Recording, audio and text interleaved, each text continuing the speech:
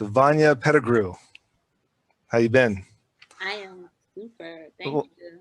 And I like Uh, to tell folks where we get too far is Vanye like Kanye. oh, VONNYA, I'm sorry. It's I'm all sorry. good. I should know that. We worked together on a number of I things, know, and but it's all good. VONNYA Pettigrew. So, filmmaker, producer, you make meaningful media.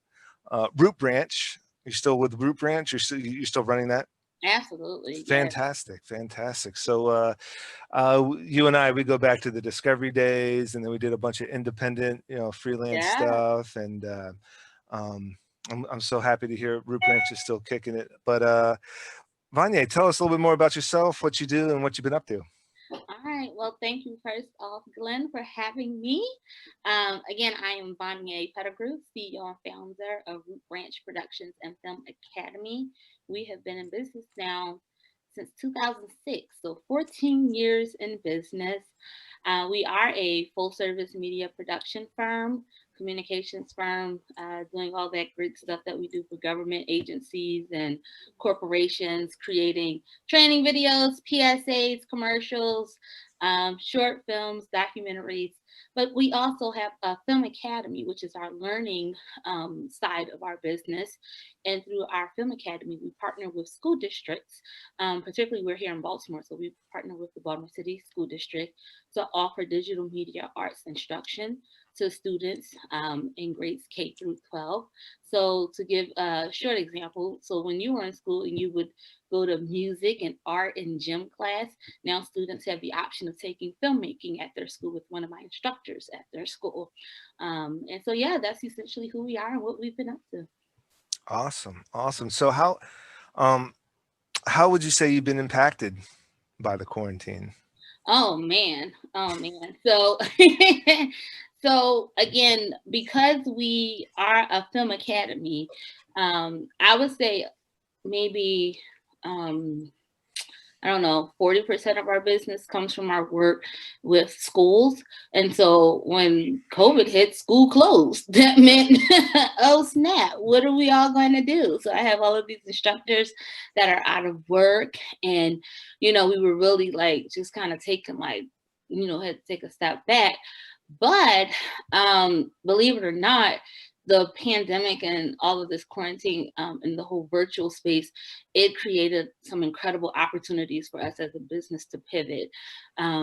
Because we are in a distant space and our students need to learn virtually and through media, there was a huge demand for our services to really fill the gap and supplement education. So we were hired by one of our school partnering organizations, Young Audiences of Maryland. Again, we're based out of Baltimore, but Young Audiences of Maryland, and we put our heads together to come out with a TV show that we would pitch to the school district.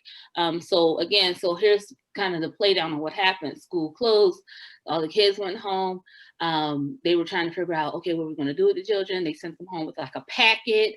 And so they were doing some stuff kind of on paper in a packet.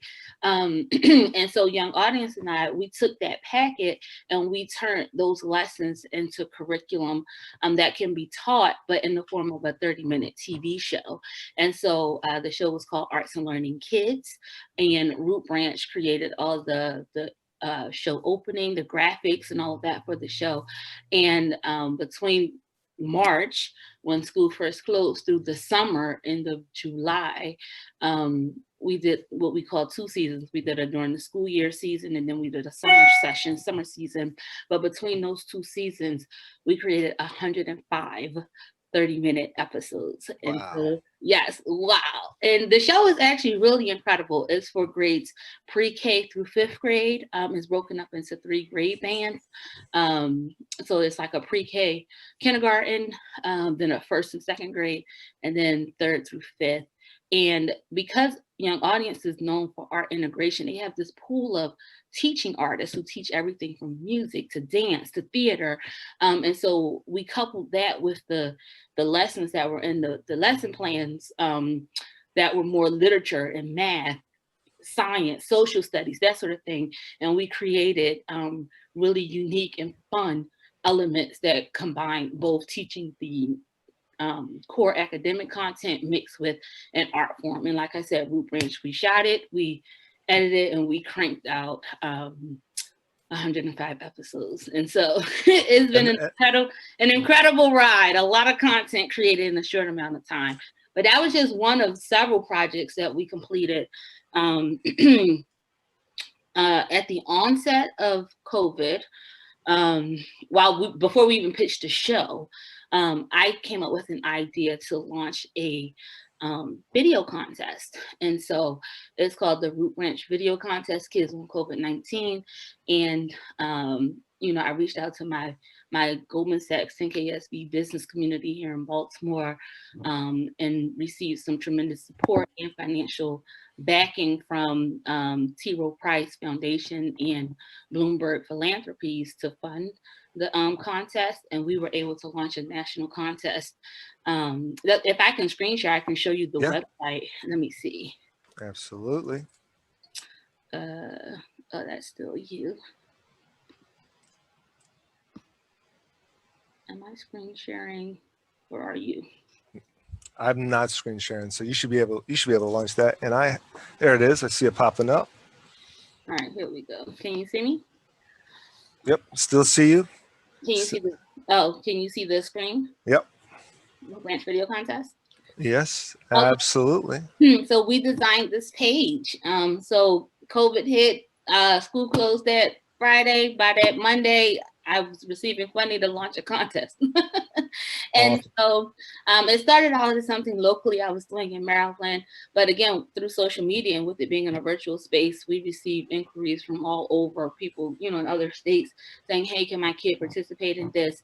And so we opened it up to anyone in the US. And so the kids had an opportunity to win up to $500. So we did three grade bands again. We did elementary school, middle, and high school. And these, you can kind of scroll through the page, but here are our winners. So there were 3 prizes for each grade level. So there was a 500, 250, and a 100. And we had an amazing pool of judges to judge the videos, including the president of Time Magazine. There goes Anika. I don't know if you remember Anika from our Discovery days. But I do. She's over at Geo Kids, so she was one of my judges. And I had folks from Bloomberg, Catherine O, and T. Rowe Price, Cara, and Living Classrooms Foundation, Cheryl Riviera, and Annette Porter, film instructor over at Hopkins. I'm a developer. Again, just we even had a young person on the panel, Marquis. But if I can show you a little bit of this, I think you'll love it. Like, this is a highlight reel that we put together of the entries we received from the video contest. So here we go.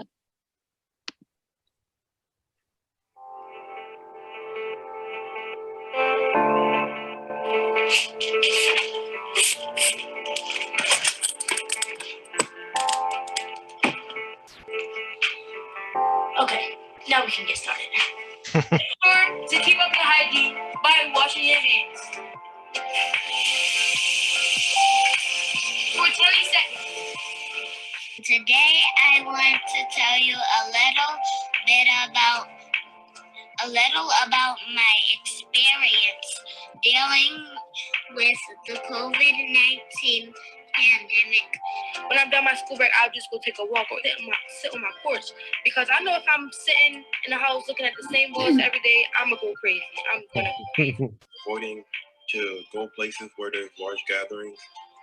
I'm trying my best to not touch my face as much. I know that there are teens my age who are as freshmen as me and have to work in order to take care of their family who may be out of a job. Drink your tea daily, drink your tea daily, drink your tea daily, drink your tea. Here's some meaning.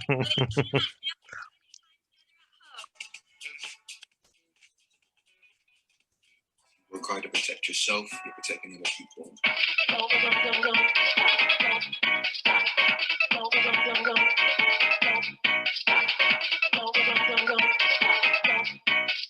I heard you were wondering what you can do to stay safe from COVID-19. During the COVID-19 outbreak, I decided to help clean up the community. I'm staying safe in my community by locking on the doors, keeping hand sanitizer and wipes with me all the time. My brother is making masks for sick people and old people, and I donated him $7, which I got from Truth Fairies, to make more masks. Not going outside unless for essential needs, which never happens because I am sitting here playing my video games all day, pretty much. You should also stick to a routine. Sleep and wake up at a reasonable time. Not only is this healthy for your body, but it'll be easier for you to get back to your routine when school starts or you have to go to work. Nobody thought any of this would happen, but it did. We all have to stay home where it's safe.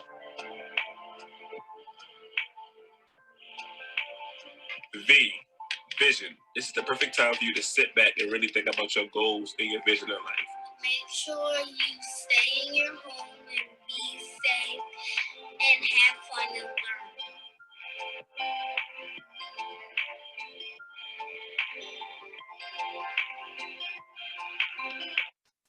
Yes. Fantastic. That's incredible. That's incredible.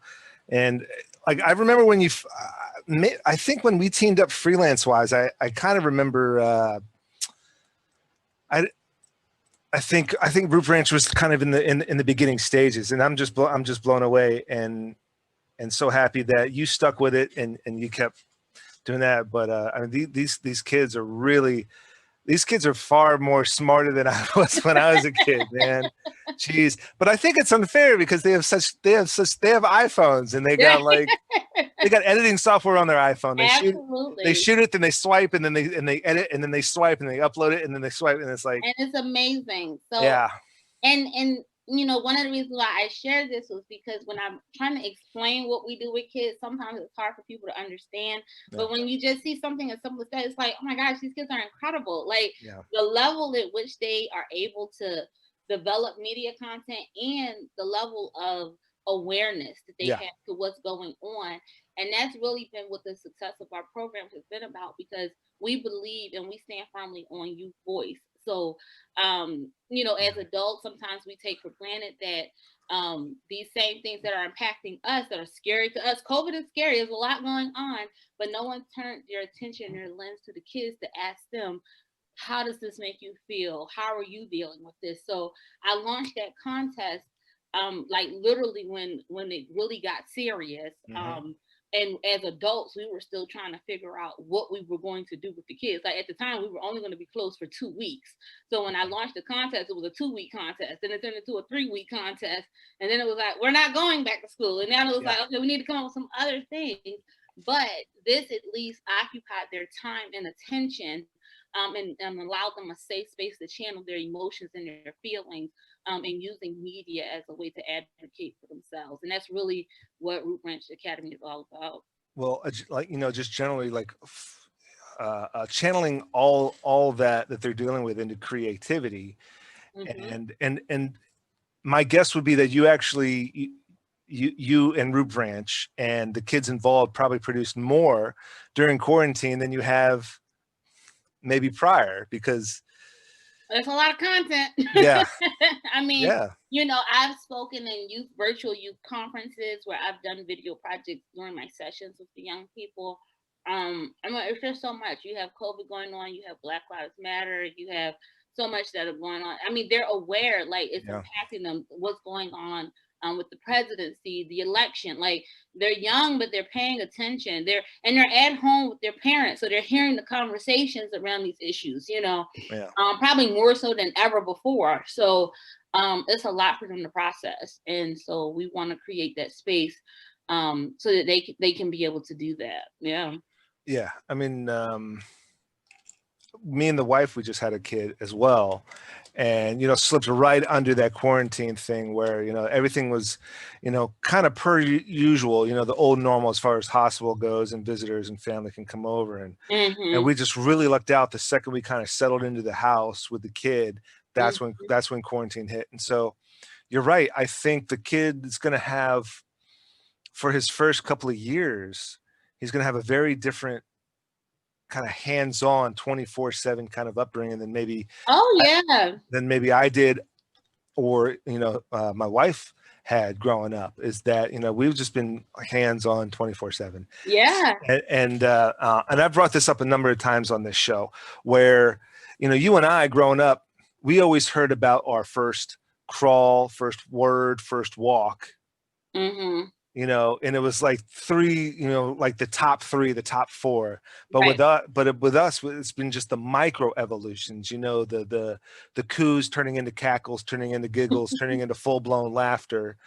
Him kind of like planking, and him kind of like shrimping, turning into crawling, turning into like doing like a wheelbarrow, trying to stand up. But it's like we're seeing all these micro. You're there for all of it. Yep. Yeah, and so I see that in Root Branch, where Root taking from like I understand the brand of it, the idea between Root Branch and the growth of kids and their creativity and their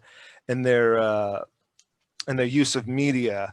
And with this, you've got way more micro content products that each one is in and of itself a piece of content, and yet all together it's so much more vast, and you can see so much more micro evolutions within this content as well. Yeah, absolutely. And so again, here we are at the top of a new school year. We're still in a virtual space. They're going to, at least in Baltimore, they're going to reassess in a couple of weeks, mid-October, to see, do we stay this way till the end of, the second semester or whatever have you, or are we going to do some form of hybrid, whatever. So again, just kind of keeping in alignment with where we are. The interesting thing about what has happened, it was always a part of my business's growth plan to create our program in a virtual space. Like, we were always going that direction. Just because, again, our whole mission and our whole platform has been about raising 21st century learners. So, I mean, even at the college level, you're taking classes online or whatever. So we were always going that way. But COVID just super accelerated it. So we've created our Root Branch virtual website, and that's the other page I would just like to share a little bit of the. Hold on, where'd I go? A little bit of the screen with you. But we launched the page at the start of this school year here in Baltimore. So this is our website, rootbranchvirtual.com. And so, we are still building this page and adding to it, but I love where we are so far. And the key to it is, again, we continue to provide instructional period for the schools during that resource block, during that art, music, gym class period, because students still have that time block. Essentially, that's the time block where the teacher takes their prep planning period. So they'll always have that, So now they'll go drop on over into our Zoom room and meet up with one of our virtual instructors to learn photography or video editing or whatever, but in a virtual space.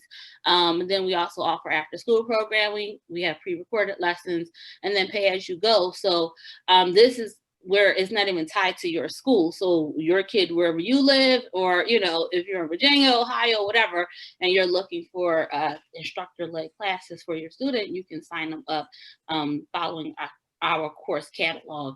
So again, it just kind of flips through and shows some of the things that we offer. Again, performance arts, interviewing, photography, videography, creative writing, editing. We do a little bit of stop motion and animation and all of that. You can click through and meet some of our virtual instructors here, and they all have little short videos behind that talk about what you'll learn in their class. Got Stevie T on deck. Remember Steve Traversa? Janine is actually going to be joining me in our virtual space. That was one of the things we talked about, having her be an online instructor as well. But we've also created a space for parents and for teachers, where we offer professional development training and also workshops and trainings for parents to kind of really learn how to navigate in this online space and how to continue to use digital media arts to engage their students, even when they're not in their traditional classes. Yeah. So we're really, again, growing and expanding in this market as well. And again, like I said, COVID just kind of pushed us to accelerate it, so we are hitting our growth plan marks like faster than we had anticipated. And like I said, it truly has been incredible. Instead of, like I said, where a lot of businesses and brick and mortar have had to close down or slow up, we've been able to ramp up and really keep our teachers and our film crews working during this season. Yeah, and you said it. I mean, we adapt, we adjust, we overcome, and adapt. Yep. And that's the beauty, and I think that's the winning argument to like a progressive society. Yeah. Is that what we've been able to achieve, and how we've still been able to be creative, communicate, connect, is a progressive society. I butt heads with people that are like, oh, progressives. And there was this one guy I got into a big argument with, progressives this, progressives that. I said, what kind of phone you have? And he had an iPhone. I said, you can throw that in the trash. Yeah. Go back home. Use your rotary phone with an answering machine. Remember the answering machines with the audio cassette? Oh yeah. Yeah. That's, if you're not a progressive, then you have to have a rotary phone with the spinning thing, and then an answer machine with an audio cassette in it. Like, throw the iPhone out, man. Yeah. Throw the computer out with the FaceTime and the Zoom. Yeah. Get rid of the GPS. Skype. Yeah. Yeah. Get rid of the GPS. No, thank you. go to some gas station and pick up that atlas, that roadmap thing. Yeah. That's the only way you're going to be able to find your way around. I mean, this is clearly a future for progressives. Mm-hmm. And not only technology, but thinking outside, just being more progressive on a whole different spectrum of social, cultural, political levels. Yeah. But listen, I mean, this is clear-cut proof that it's a progressive planet. I had a previous guest from India. He was on the podcast, and he was zooming from India, because this is just wow. But I mean, look, you've got 7-year-olds making short films with an iPhone, and still I'm still a little butthurt about it, because I was at Discovery Channel like in 04. No, I was at Discovery Channel like 05, 06. Like, hey, is there cameras I can borrow? Hey, is there like sound equipment, lights I can borrow? And I know. 5 years later, when I finally, I left Discovery in 09 to break out full-time freelance. Yeah. iPhones with, small little ring lights and compact sound packages. And, yeah. And now here I am with an 11 Pro 4K camera. Like, what in the world are we talking about? You know? Yeah, and I don't have it here, but I got a small little DJI gimbal. Yeah, you just slap the iPhone on, and it's steady cam floating. Steadicam, yep. Floating Ronin Steadicam style shots, and it's a beautiful little gimbal. Exactly. Yep. But the beauty of right now is embracing the kids, embracing their creativity, giving them an outlet, giving them an outreach, an outlet, and a platform to experiment and to create. And I tell you, it's so impactful because, again, we're adults and we can only say but so much because, well, we gotta pay our bills and we gotta, play within the lines sometimes, Yep. But when you're 10, you can just say whatever, and you're like, okay, that was a bit much, but it's so raw and it's innocent and it's authentic, and it holds the adults accountable. So when we're in here and we teach documentary style filmmaking specifically. That's our main thing. And really, because again, as I describe it to children, documentaries are real people talking about real things. You guys are real people, you have real experiences. And if you're a youth living in Baltimore City where there's, 300 some homicides a year, you real people. And so that means these kids are related to these people that we're hearing about that have been killed in the streets or whatever, or the killing has happened outside of their schools, or their schools are on lockdown in the middle of the day and we can't go out for recess because something has just happened right out front. So this is their norm, and so they're processing this constantly. So when they're able to use media as a way to speak their truth and tell it from how it makes them feel, it makes the authority accountable. It makes the principal listen. It makes the mayor listen. It makes the police chief listen. And so we have played a really vital part in our city in being that go-to source where they want to hear from young people. They know to contact Root Branch. Get a Root Branch kid to come up here and tell us how you're feeling, or show us an example of a film project that you have produced. And they use it as conversation starters. They use it as tools to begin having healthy conversations in the community or with decision makers or policy makers around these very important issues. So I am able to show young people that although they are kids, they are young kids, because we start in elementary school, your voice does matter and it is making a difference. We covered we were producing a teen talk show here in the city called The Avenue, aired on Charm TV.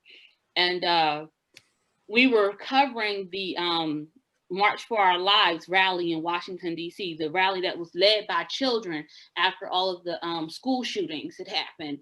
And so when I showed our video coverage of that experience, and I help young people understand why this is so powerful.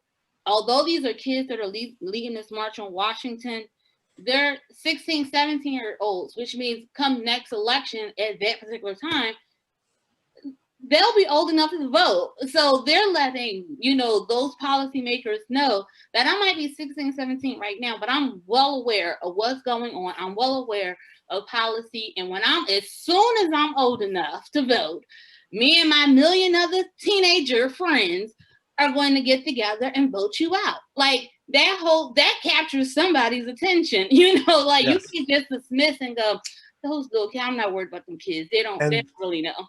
And please do vote them out. Vote them out. Okay. So for me personally, individually, very specifically, I am in the DC Army National Guard. So for a while, I've been very careful, very cautious, very maybe vague in what I was saying. But ever since, and there's just a lot that I wanted to say, and just like, sure. Okay, let's just hold off. But I think the straw that broke the camel's back was, military. Our fallen soldiers are suckers and losers. Military. Our military is just for this, that, and the other thing. And then at the same time, he's using and abusing them himself. And I think that was just the straw that broke the camel's back. And I'm still not going to say, I'm still not going to stoop to the level that he stoops when he's just very derogative.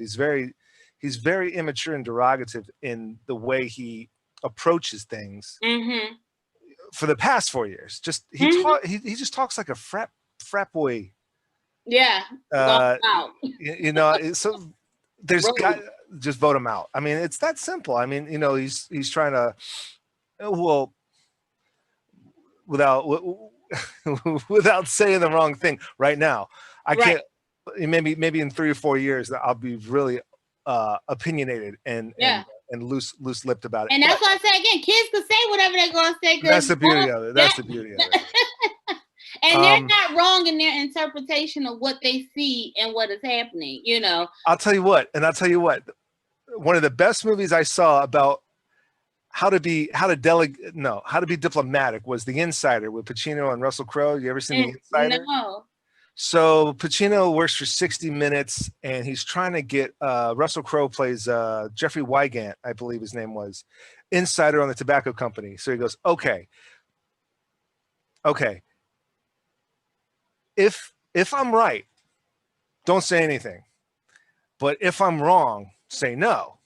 So blankety blank, and there's silence. And he's like, hello? And the guy on the phone's like, you said not to say anything if you were right. And he goes, Right. okay. So next question. So, you know, maybe I should have a kid co-host on my podcast.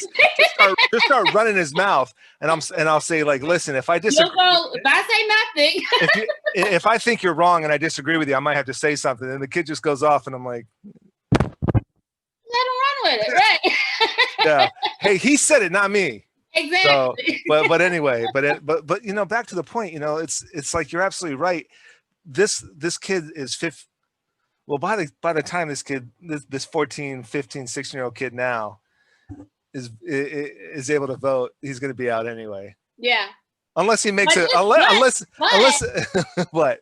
But when we did this was a few years back, because it was the March for Our Lives rally. So I think at the time it was maybe 2 years or so. So it would have been more of a situation where we are now, where it was up for re-election, I think. So they're old enough now. Like, oh, thank God. Yeah, they're old enough. That mail-in ballot, that absentee ballot. Like, just sign up for the absentee ballot now, because he's. Yeah. Let me rewind. I'm not going to say he, but let's just say that there's stipulations trying to be put in place so that the mail-in ballots or the USPS isn't able to work enough, and the mail-in ballots. Hey, go online right now and sign up for that absentee ballot. Yep. And maybe that'll work. Yep. And again, and you know, that's at that level, but the point still remains the same.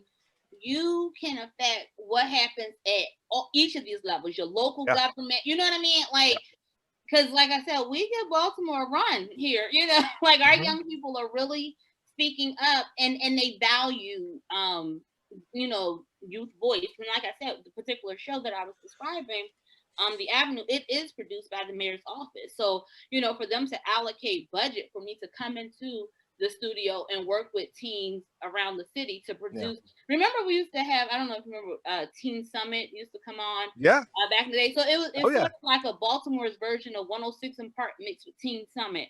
So it had a little bit of entertainment value to it, but, you know, really a roundtable kind of space for young people to voice. We had a studio audience. Yeah, so my hope is when we're on the other side of COVID and elections are through again, and we have a new mayor, that we can revisit bringing the show back, because I think it was really well done. You know, a good amount of money and effort was invested in, you know, developing the set and the elements, you know, for the show.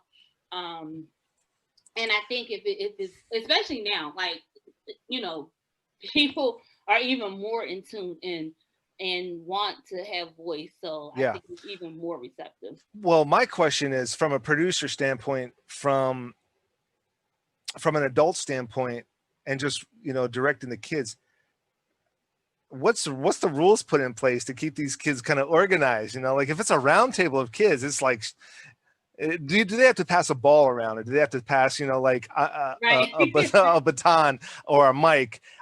You can only speak if you have the mic. One voice, that's right. Well, it's several things in place, because the reality of it is also a lot of the things that we talk about can essentially be triggers, you know, for young people.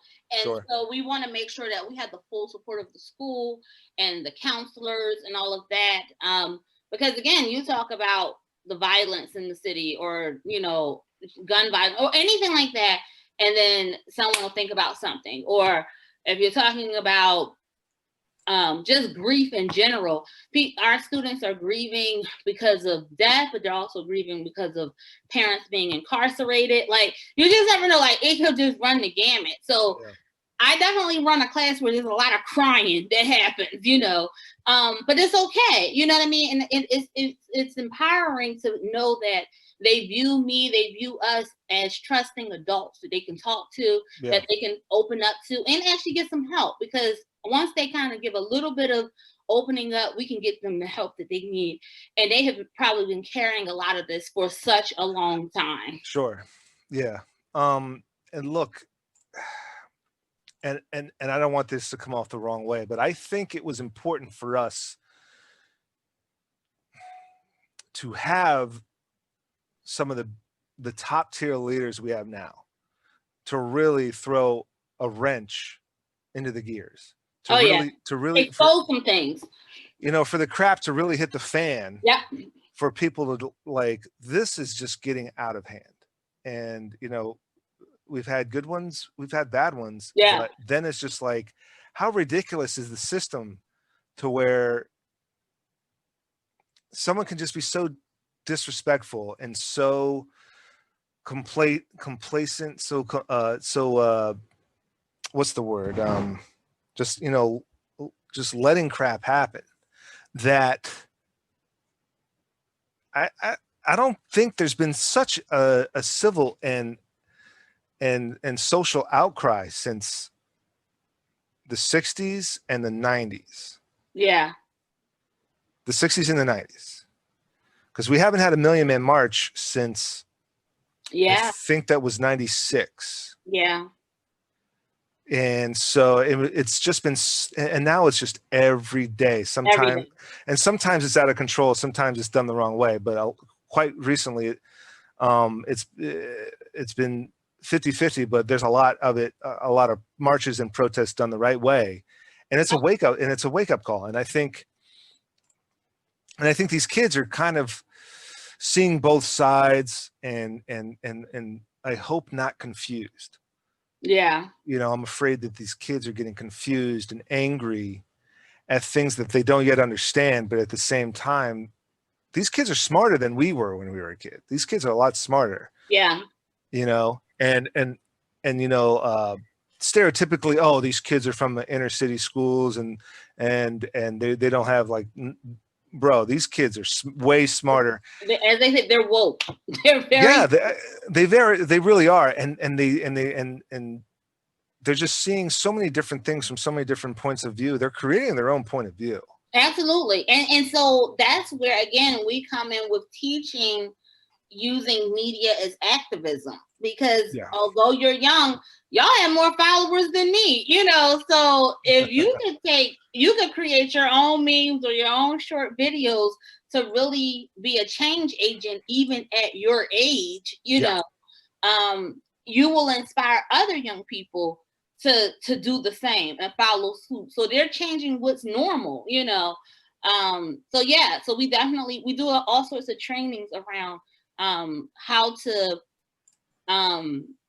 be a safe digital citizen, but then also how to use your space, your platform for good, you know, because they really do have tens of thousands of followers, which is unbelievable, but they do. Yeah. Yeah. So you kind of touched upon it, but what's next on the agenda? What's next set of goals next on the agenda for VONNYA, for Root Branch, say the next within the next year? Okay. Within the next year, I'm cooking up some really good things, and I'm not afraid to put it in the atmosphere, because I believe it's about speaking those things as though they are. But again,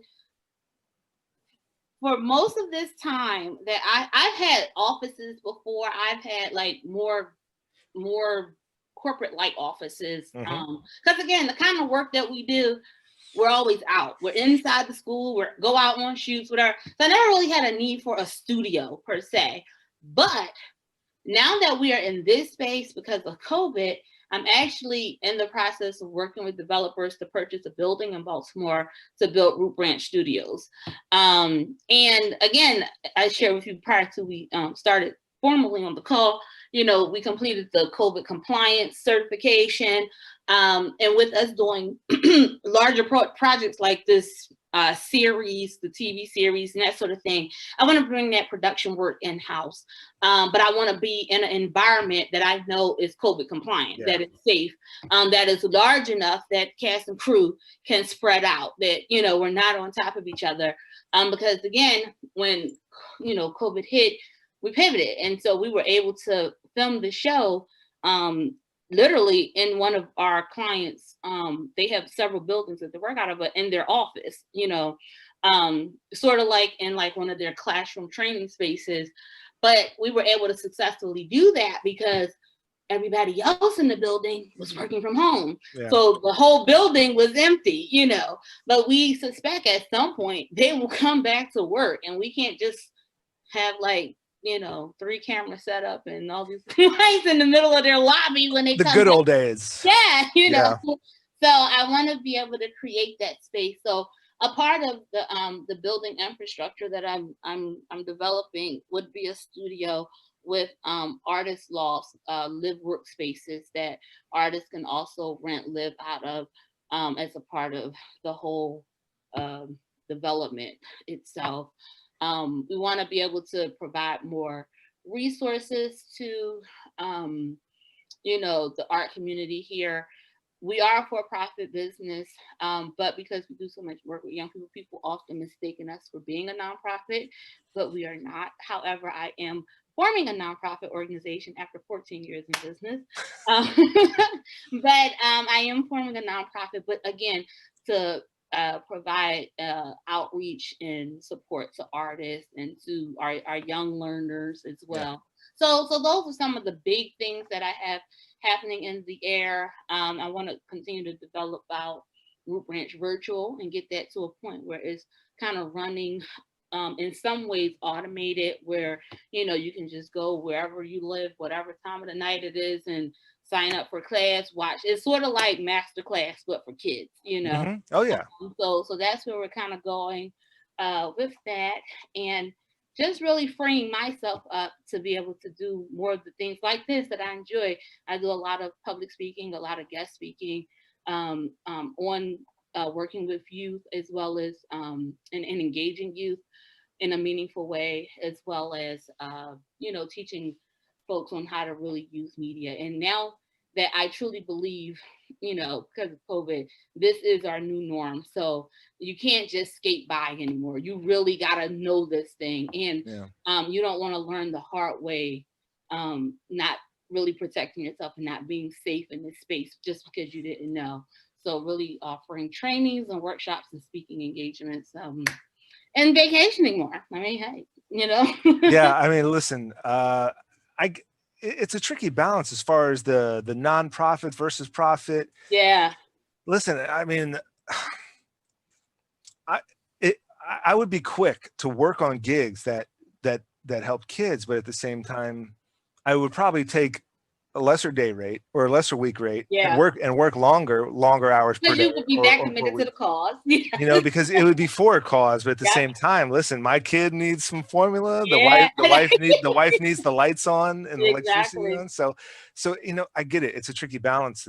There's no shame in that. This is a for-profit and then starting a nonprofit, but nonprofits still pay out its employees. Oh yeah, yeah. But you know, it's this tricky balance. But well, here's where, if I was a nonprofit, and again, I'm still able to do this because, like I said, we partner with other organizations. So, like, although I was a for-profit, I was still able to get funding from a Bloomberg Philanthropies or like I'm still able to do the things that I am doing, but I can definitely, I think, scale it up if I was a nonprofit, because again, the demographic that I work with, they typically can't afford my services. So if I'm able to be a nonprofit and get grant funding, then I can take that funding. We still get paid for our work, but I didn't charge you at all. So that household didn't pay at all, you know. And that's where it makes the difference, you know. But yeah, it being a nonprofit doesn't mean we don't get paid. It just means I didn't charge the kids. So right, exactly. No. And I want to be able to, because again, even in our virtual space, I really have been talking about how I truly believe virtual learning can make learning equitable. People, you know, some people disagree with that. And I think the disagreement is just because there's so much inequity in the world that we're already at a disadvantage. Some people got internet, some people don't. Some people got technology, some people don't.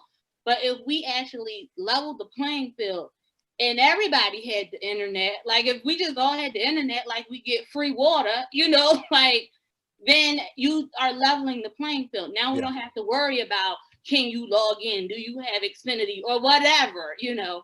So I think we just need to rethink some of those baseline things that everyone should have the right to. Everyone should have the right to the internet at a certain point. Like, when are we going to get there? You know what I mean? Absolutely. Like, seriously, like, there's no reason for you to travel anywhere and not be able to attach to the GPS signal to find your way home. Like, that's just like, you know, so if we can get those baseline things down, Because the reality of it is there's a lot of discrepancy in the schools. And I can say this where others may not be able to, but because of the work we do, my teachers and I, we go in and out of schools throughout the city. And it doesn't make sense for me to be in one school that's a 21st century building that has a full-on studio, teleprompter, new cameras, audio board, all kind of stuff. And then in the next school, we're holding class in the old computer lab that has no AC, you know, rickety chairs, mismatched size. Like, why? You know what I mean? Like, and this is the same, you know, you're talking about in the same school district. This isn't from county to county. You know what I mean? Like, two children in the same school district shouldn't have that drastic of a difference in their school experience.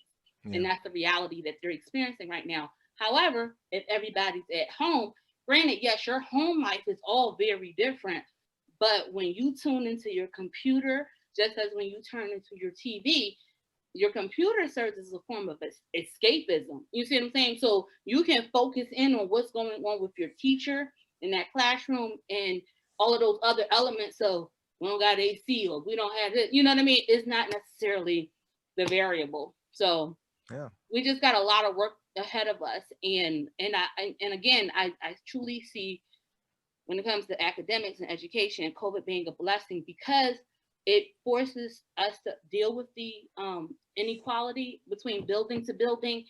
If you can't make every building COVID safe, then none of them are COVID safe. You know what I mean? You can't half open some schools and half open the others the way they do when there's air conditioning and not air conditioning. Right. Not the same game at all, because you're talking somebody's life. So school won't stay closed until they could fix some other buildings and get them up to code.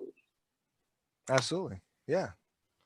Well, if there was one last bit of advice, one point or a couple of points you'd want to make to our viewers, what would that be? Well, I've been an entrepreneur for a very long time, and I can honestly say it is not been easy at all. Before the title was cool and everybody. Yeah, before it was cool, before everybody put entrepreneur on their LinkedIn profile. Exactly, or a public figure, whoever everybody say that they are. Before it was cool.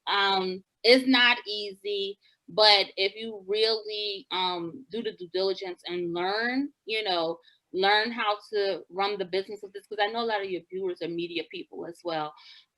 So I don't have a background in business, However, as my business started growing, I sought out business programs.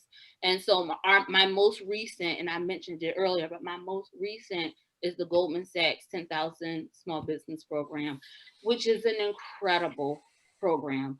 You do have to have a certain, revenue level to qualify to be in the program. But it's really there to help you. It's not for a business that's starting out. It's for one that's been in business, but you're looking to scale up, and it helps you think outside of the box of how to grow your business. And so it's just a really incredible experience to have classmates that are millionaires. Like you're learning from all these other businesses that are, making all this money. But they still haven't figured it all the way out, right? Because that's why they're in the class, because they still need to figure out how to turn a larger profit or whatever the case is, that it's something that they're missing, even when making a lot of money. So, I say stay focused to your purpose, find your why and why you're doing whatever you're doing. We love, most media people, we love making media. We love telling stories. We love the art of the work. I mean, it's a fun job. Like, you know what I mean? Like, there are days when I'm just like, I still can't believe that this is my occupation. There are days I got to go to a lot of meetings and I feel like there's a lot going on, but you get to show up and turn on the camera and bring joy to a kid's life, or you get to meet with a client and take their idea and turn it into something that totally exceeded their expectations. And that's super rewarding. And, so even with the long hours or whatever have you, it's still a fun ride. Like I still get the same, the same vibes when I gotta load up the truck and head out before daybreak to head out for a shoot. It still feels great to me, you know, this many years later. And that's an awesome thing. And I don't think everyone can say that, but you want to find that for whatever your industry is, like that thing that, you know, it still gives you those, as I say, all the good feels. It gives you the feels. The good feels. Yeah, absolutely. Well, VONNYA Pettigrew, I can't thank you enough for coming on the show. It's great catching up and great hearing about the further success of Root Branch and yourself and the great work with the kids. Any last socials, links, plugs you want to put out there for the viewers? Yep, we are Root Branch Film on everything, Instagram, YouTube. Please subscribe to our channel. Even if you just want to check out the hundreds of short films that have been made by our students. If you are a parent, you know, I say use our resources to have healthy conversations around topics with your young person. There may be a short video there that you can watch together. It will be an opening to, you know, have a little more challenging conversation. So yeah, thank you for the opportunity, Glenn, to share my story and to share what we've been up to. And we definitely should continue to connect.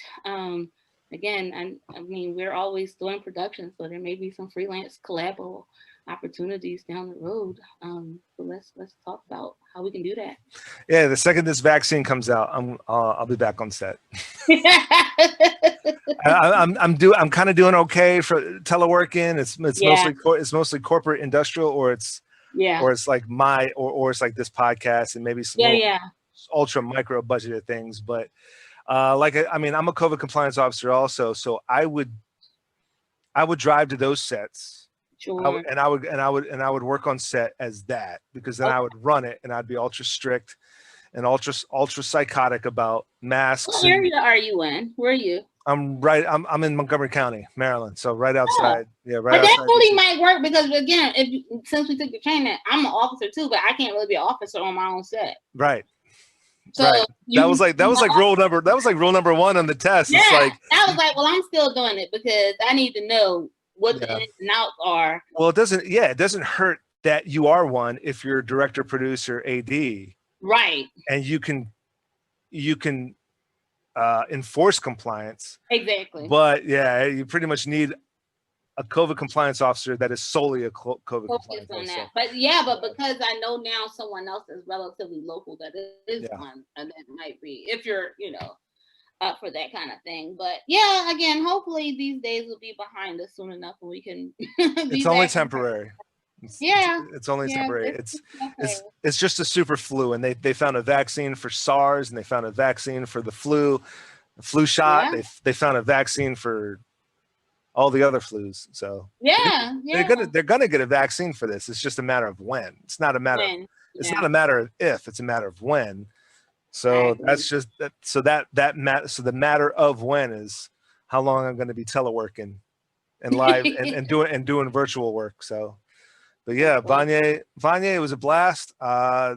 You heard it here. To my viewers, all her links are in the description below. So reach out to her, show her support, click all the links, subscribe to her. And again, to my viewers, I hope I've earned the privilege of your time and viewership. I know VONNYA has. And until next time, you know what to do.